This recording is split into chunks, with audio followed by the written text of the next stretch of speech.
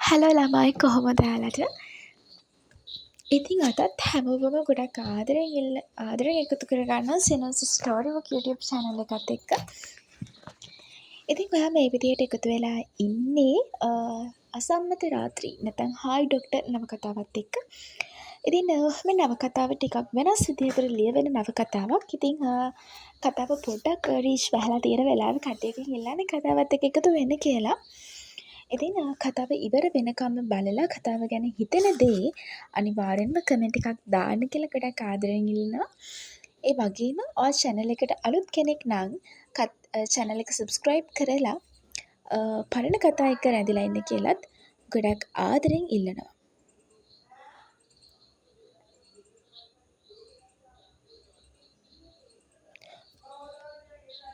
කොහොම වුණත් ඇය හිටියේ කලබලෙන්. මොකද ඔහු ඇයව අරගෙන යන්නේ කොහෙටද කියලා ඇය දැනගෙන හිටියේ නෑ.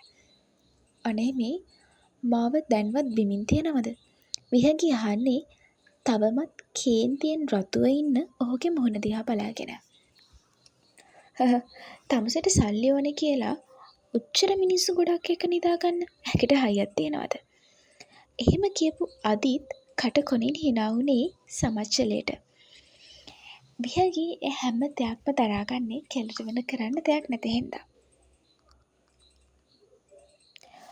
අනේ නැහැ මම එහෙම නෑ. අනික ඔයාමනේ කිව්වේ එහෙම කරන්න බෑ කියලා. මම ගියේ එතන බීම අල්ලන්න විතරයි. විහඟි තමන්ගේ පැත්තෙන් කතාව අදිත්ට කියනවා. ඉතින් ඒකට අදිත් කියන්නේ හාකෝ අදත් මාත් එක්ක ඉන්නවා. මං ඉතුරු සල්ලි ටික දෙන්නම්. අදිත් මේ විදිහට කියන්නේ ඇයව අතිසුභෝගී කාමරයකට එක්කගෙන යන ගමන්.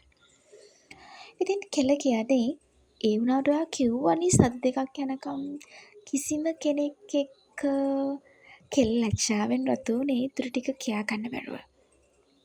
මොකද්ද කිසිම කෙනෙක් එක්ක මම කරන්න එපා කිව්වේ? මොකද්ද කිසිම කෙනෙක් එක්ක මම කරන්න එපා කිව්වේ?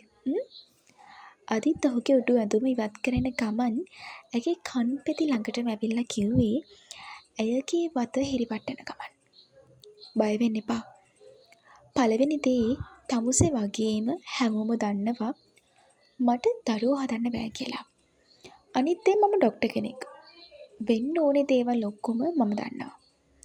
ඉතින් මේ විදිහට කියන ඔහු ඇගෙන් පිළිතුරක් ලබා නොගෙනම ඇයව නතු කරගන්නවා. ඔහු ඇයව සයනයට තද කරගත්තේ ඇගේ ශරීරය නැවතත් ඔහුට යට කරමින්. ඇගේ සලුපිලි ඔහු අතේ ඉවත් වුණේ දෙවැනි වරටත් ඇය ඔහු ඉදිරියේ නග්න වෙමින්.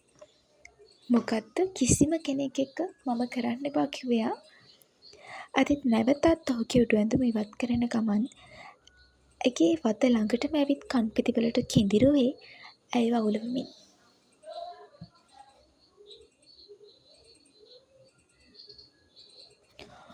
මොහොතකට ඔහු ඇගේ නග්න වත දිහා බලන් හිටියේ ඇගේ සිරුරේ සෑම අංශුවක්ම ඔහුගේ දෑසට හසු කරගනිමින්.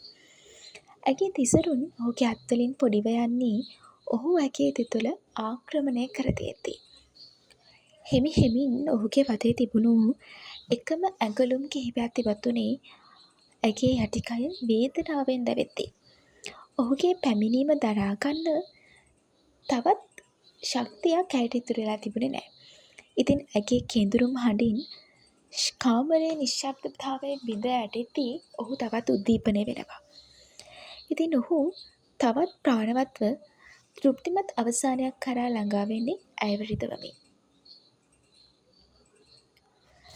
දෙදෙනාම ධෛර්යයෙන් නැවහැවී ගියත් ඔහුට නම් තවත් ඇයව අවැසි වුණේ වෙනත් ආකාරයකට.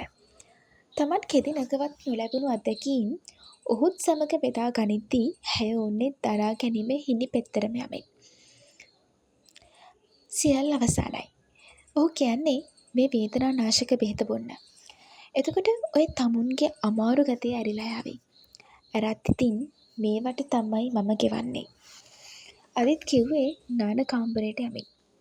ඉතින් මේ විදිහට ඔහු කියත් විහගිට නම් සයනෙන් නැගිට ගන්න තරම්වත් ශරීරය ප්‍රාණවත් බවක් නැහැ. කෙල්ලට නැගිට ගන්නවත් පණක් නොතිබුණේ සෑහෙන වෙලාවක් ඔහු සමග ගත කරපු හින්දා. හැබැයි ඇය අපහසුවෙන් බේත් බිව්වේ ඇගේ වේදනාව සමනය වෙනවා කියලා කෙල්ල දන්න හින්දා. ඉතින් පහුවදා උදේ එළි වුණේ ඇයව තලලා දාලා වගේ මහන්සියක් එක්ක. හැබැයි ඇය ඔහුව දකින්නේ ඔහු තවත් ප්‍රබෝධමත් වෙලා කියලායි කෙල්ලට හිතෙන්නේ. මේන් සල්ලි ටික. මම හොස්පිටල් එකට යන්න ඕනේ. ඒක නිසා මේ සල්ලි ටික අරගෙන කැමති වෙලාවක් මේ කාමරේ ඉඳලා අමාරු අඩු වුණාම යන්න. අදිත් කියන්නේ මේ විදිහට. මේ තමයි අන්තිම දවස. ආයිනම් කවදාවත් බෑ. විහඟ කිව්වේ ඔහු කාමරේ දොර අරගෙන යද්දී ඔහුට ඇහෙන නෑහෙන ගානකට. ඉතින් මේ විදිහට කාලය ගත වෙලා යන්නේ නැවතත් හැමදේම යථා තත්ත්වයටපත් කරමින්. විහඟි සහ අදිත්ගේ අවසන් හමුවීම සිදු වෙලා දැන් මාසයක් විතර වෙනවා. ඇය නැවතත් සුපුරුදු අධ්‍යාපන කටයුතු වගේම ඇගේ සුපුරුදු දිවි පැවැත්මට යොමු වෙන්නේ මේ අතරෙදී. මොකද දැන් ඇගේ පියත් යම්තාක් දුරකට හොඳටම සුව වෙලා ඉන්න හින්දා. මේ මොනවා වුණත් අපිට කෙල්ල දෙන්නෙක්ම ඉන්නවනේ. නරකද ලොකු දුවව හොඳ කෙනෙක්ට බලලා බඳලා දුන්නොත්. අසේක කියන්නේ විහංගිගේ තාත්තට. මේක ඇහෙද්දී විහංගිට නම් විහංගිව රත් උනේ කෙල්ල දැනටමත් ඉන්න තත්ත්වෙත් එක්ක විවාහයක් ගැන හිතන්න බැරි හින්දා. අනේ අම්මා මට ඕනේ නැති කසාදයක් නෑ. මම මෙහෙම ඉන්නම්කෝ. විහංගි කියන්නේ අසේකට. හැබැයි ඒකට අසේක කියන්නේ මෙන්න මේ වගේ උත්තරයක්. උඹට ඔහම එන්න දෙන්න තිබ්බා. අපි කෝටිපතිය වුණා නම් කොහෙවත් ඉන්න එකෙක් එක්ක පැටලෙන්න ලෑස්ති වෙන්න එපා. මම පොඩක් සල්ලි තියෙන කෙනෙක්ව හොයලා බලලා දෙන්නම්. අසේකගේ මේ උත්තරෙත් එක්ක විහංගිට තේරෙනවා තව දුරටත් ඇය මේකට ආවේගයෙන් කතා කරලා තේරුමක් නැහැ කියලා. අසේකගේ කතාව තාත්තත් අනුමත කරපු හින්දා තවත් විහඟිට මොනවත්ම කියන්න පුළුවන් වෙන්නේ නැහැ. ඉතින් සුපුරුදු විදිහටම අය අවදි වෙන්නේ දහසකුත් දේවල් හිතේ තියාගෙන. කවුරු හරි විවාහ යෝජනාවක් අරන් ආවොත් කෙල්ල හිතන් හිටියේ ඇත්තම තත්ත්වය කියනවා කියලා. ගෙදර පිටි ඉවරයි. මේ අන්තිම එක.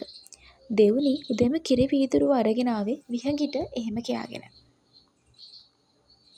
ටිකක් දියට හදලා තිබුණු කිරි වීදුරුව දැක්ක ගමන් විහඟිට ඇති වුණේ ලොකු අප්පිරියාවක්. හිස් බඩ යන්න බැරිකමට ඒක බිව්වට මොකද මුළු දවසම කෙල්ල හිටියේ අධික අප්පිරියාවෙන්. දවල්ට කෑම කන්න හැදුවත් කෙල්ලට කෑම කන්න තරම් පිරියක් නැති වුණේ උදේ තිබුණු අප්පිරියාව තවමත් හිතේ තියෙන හින්දා. ටිකකින් කෙල්ලට නොකඩවා වමන යන්න ගත්තේ මුළු ඇඟම පණ නැති වෙද්දි. කවදාකවත් නැතුව ඇඟට පණ නැති වෙලා අමුතුම හැඟීමක් කෙල්ලට දැනුනේ හරියට කෙල්ලට ලෙඩක් හැදිලා වගේ. ඉතින් ඇත්තටම විහඟිට මොකක්ද හැදිලා තියෙන අසනීපේ කියලා බලන්න සිද්ධ වෙනවා ඊළඟ එපිසෝඩ් එකේ නිකන් ඉන්න. ඉතින් කතාව ගැන හිතෙන දේ කමෙන්ට් එකක් දාන්න කියලා ගොඩක් ආදරෙන් ඉල්ලනවා. ඒ වගේම channel එකට චුට්ටක් උදව්වක් දෙන්න පොඩක් අප් කරලා ගන්න. ඉතින් හැමෝටම සුබ දවසක්. මම සෙනෝ. අපි ආයෙම ඊළඟ කොටසින් හම්බෙමු.